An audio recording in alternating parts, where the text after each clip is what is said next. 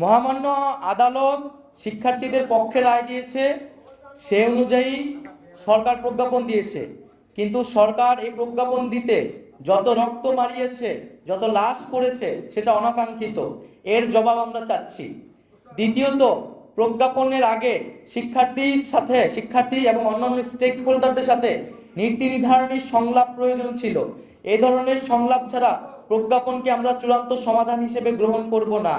তাই আমরা যথাযথ সংলাপের পরিবেশ তৈরি করে এবং সকল স্টেক হোল্ডারদের সমন্বয়ে আমরা একটি নীতি নির্ধারণী সংলাপ চাচ্ছি এবং আমরা কোটা নিয়ে যাতে ভবিষ্যতে কোনো ধরনের সমস্যা না হয় সেজন্য একটি স্বাধীন কমিশন গঠন করার আহ্বান জানাচ্ছি।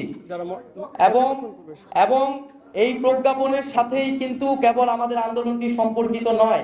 আমরা কিন্তু আন্দোলন থেকে সরে আসছি না। যারা জনগণ আমাদের সাথে নেমেছে, তাদের বক্তব্য, তাদের দাবি দেওয়া, তাদের যে হতাহত, তার সুস্পষ্ট সমাধান এবং বিচার না হওয়া পর্যন্ত আমাদের আন্দোলন কিন্তু অব্যাহত থাকবে।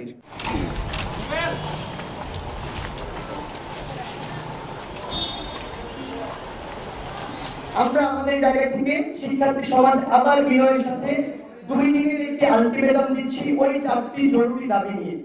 আমাদেরকে আজকে প্রেস ব্রিফিং মাননীয় আইনমন্ত্রী বলছেন ক্লাসে ফিরে যেতে। আপনি পুরো বিশ্ববিদ্যালয়ের মধ্যে আইন শৃঙ্খলা রক্ষাকারী বাহিনী দিয়ে ভরিয়ে রেখেছেন, আপনি হল বন্ধ করে রেখেছেন। আমরা কোথায় যাব? মানে আপনাদের কথা তো প্রাসঙ্গিকতা থাকতে হবে। সেই জায়গা থেকে আমাদের 4টি জরুরি দাবি আমরা জানিয়ে যাচ্ছি। আমরা 2 দিনের একটা আলটিমেটাম দিচ্ছি।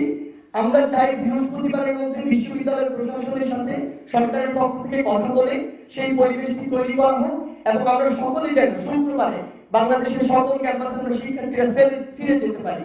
শিক্ষার্থীরা যদি ক্যাম্পাসে ফিরতে না পারি তাহলে ওই একাডেমিক পরিবেশ ফিরে আনার গল্প বলে এগুলো শুধু গাল গল্প হিসেবেই থেকে যাবে, কোনো লাভ নেই। সেই জায়গা থেকে আমাদের 4টি জরুরি দাবি আমরা আবার উল্লেখ করছি। 1, ইন্টারনেট সচল করতে হবে। 2, কারফিউ উইথড্র করতে হবে।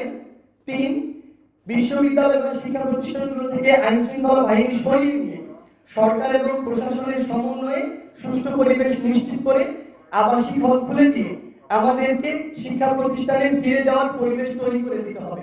এবং 4, যেটা হচ্ছে যে আমাদের সমন্বয়ক হিসেবে শুধু এখানে নয়, সারা বাংলাদেশে যারা এই কোটার যুক্তি সংস্কারের যে আন্দোলন সেটিতে যারা সমন্বয় করেছেন তাদের নিরাপত্তা নিশ্চিত করতে হবে।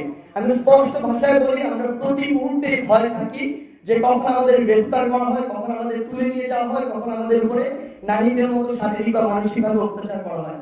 সো এই 4টি জরুরি দাবি সরকার যদি বৃহস্পতিবারের মধ্যে বাস্তবায়ন করে শুক্রবারে আমাদের সেই পরিবেশটি তৈরি করে দেয় তাহলে বাকি যে আমাদের 8টি দাবি রয়েছে সার্বিক উদ্ভূত পরিস্থিতি নিয়ে, সেগুলো নিয়ে আমাদের যে কথা বলার স্কোপটি যেটি আমাদের আহ্বান করা হচ্ছে সেটি তৈরি হবে।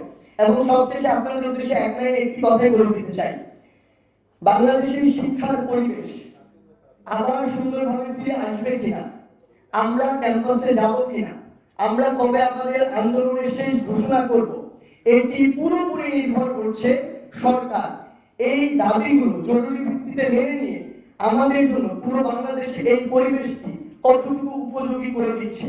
সরকার যদি চায় এটি বৃহস্পতিবারে করতে পারে, সরকার যদি না চায় তাহলে অনেক কিছু সময় করতে পারে।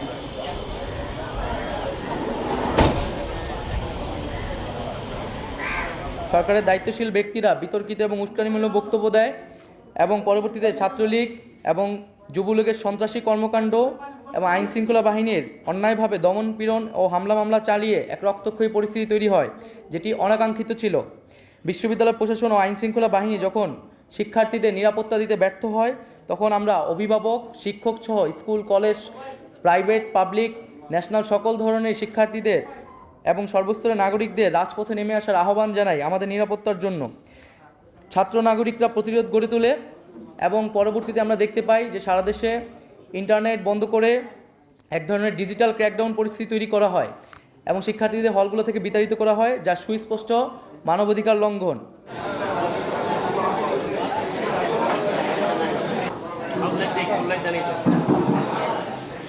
প্রতিবাদী ছাত্র নাগরিকের সাথে এই সকল সহিংস ঘটনার কোনো ধরনের সম্পর্ক নেই। এটা স্পষ্ট সরকারের দায়িত্বহীন আচরণ ও দমনপীড়ন নীতির জন্য এই অরাজক পরিস্থিতি তৈরি হয়েছে। এর দায় সম্পূর্ণ সরকারের। এখন সমগ্র পরিস্থিতির দায় শিক্ষার্থী ও বিভিন্ন রাজনৈতিক দলের উপর চাপিয়ে সরকার পুনরায় দায় এড়াচ্ছে। যখন আমরা শাহবাগে বারবার আহ্বান জানিয়েছি যে আপনারা আমাদেরকে এই আহ্বানটুকু করুন, বর্ষস্পটটুকু করে দিন, বিভিন্ন অংশীদারের সমন্বয়ে আলোচনা করে আমরা এই কোটার একটি যৌক্তিক সংস্কার চাই, তখন আমাদের কথা শোনা হয়নি। সেই দাবিকে ভাঙচুরে আপনারা পরিণত করে সেই দাবিকে মেনে নিতে গিয়ে 300, 400 কিংবা নাম না জানা অজানা অসংখ্য মানুষের লাশ ফেলে দিয়ে আজকে আপনি ঠিকই সেই দাবিটি পূরণ করতে যাচ্ছেন। কিন্তু এই যে ক্ষতিগুলো হয়ে গিয়েছে বাংলাদেশের অসংখ্য পরিবারে, এগুলো আসলে কখনো পূরণ করা সম্ভব নয়। তাহলে এই যে জিনিসগুলো হয়েছে, এগুলো দায় কিন্তু সরকার আর এড়াতে পারে না। আজকে সরকারের নীতি নির্ধারক মহলের বিভিন্ন মন্ত্রী যেভাবে সংবেদনশীল বক্তব্য দিচ্ছে, এমন একটি বক্তব্যের প্রত্যাশা আমরা শাহবাগে 10 দিন ছিলাম, কিন্তু তখন তারা আমাদেরকে বিভিন্ন ট্যাগ দিয়েছে। তো এই জায়গাগুলো আসলে এখন সরকারের জায়গা থেকে যত কিছুই বলা হোক না কেন, এটা কখনো এই পর্যন্ত আসার কথা ছিল না।